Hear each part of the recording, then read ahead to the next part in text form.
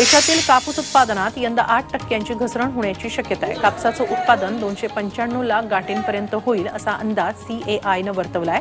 गुजरात, महाराष्ट्र आणि मध्य प्रदेशात सर्वाधिक 175.65 लाख गाठींचं उत्पादन होण्याची शक्यता आहे। त्यामुळे कापसाची आयातही केली जाऊ शकते।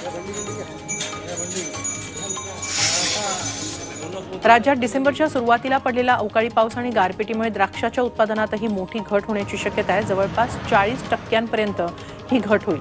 पाऊस आणि गारपिटीनं तब्बल 1.5 लाख हेक्टरवरील द्राक्ष बागा उद्ध्वस्त झाल्या आहेत। त्यामुळे यंदा द्राक्षाच्या किमतीत वाढ होण्याची शक्यता आहे।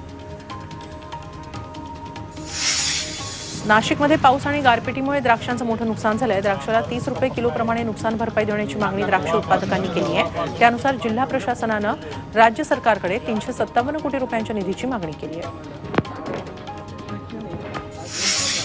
लातूरच्या निलंगामध्ये खरबूज पिकांना धोका निर्माण झालाय। वातावरणातील बदलामुळे पिकांवर रोगाचा प्रादुर्भाव वाढलाय। बुरी आणि दावणी या रोगांमुळे शेतकरी त्रस्त झालेत। फवारणी करूनही फरक न पडल्यानं शेतकरी अडचणीत सापडलेत। पंचनामे करून मदत द्यावी अशी मागणी शेतकरी करतायत। कांदा निर्यात बंदीवरून राजकीय संघटना आक्रमक झाल्यात। कांदा निर्यात बंदीविरोधात येत्या 15 दिवसात लासलगावमध्ये राज्यव्यापी महामेळावा घेण्यात येणार आहे।